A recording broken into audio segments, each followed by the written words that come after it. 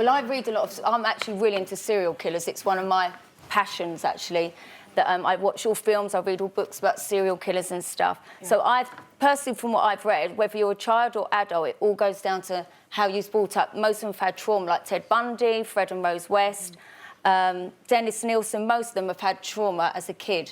I don't think you're born that way. And I think that's I think that's a good question to raise, Katie, because the reality is, are you born evil? Yeah. You know, spiritually, for myself, I don't believe you come into this world evil. No. But we do have to take into consideration, and we learn from other professionals on this journey I go on, those that certainly had informative years that were affected by abuse, neglect, detachment, those that came from families that were predisposition of mental illness.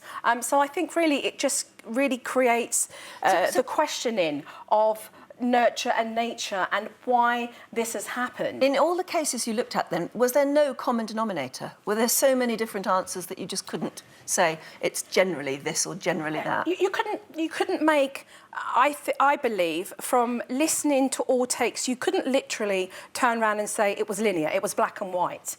You know, it was important to be able to take on and listen to everybody's professional intake of why they believe this circumstance, this tragedy had happened. And like you mentioned, Katie, there are certainly common denominators with recognising why somebody is a serial killer. But do they have a common psychiatric condition? I mean, one thing I will say is if you've killed someone and you're a child, generally you're locked up.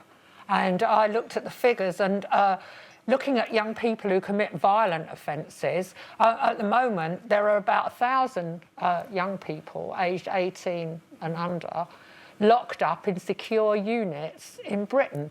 Now, very, very few of those will be child killers, but they will have done something so serious that they're locked up. And I wonder if that is the right solution. And so did I, Janet, and so did I. And so I speak to Dr. Malcolm Stevens, who's on the show, who is a professor with Justice Reform, and we talk about this subject. We talk about, you know, the criminal age for murder and life term and parole.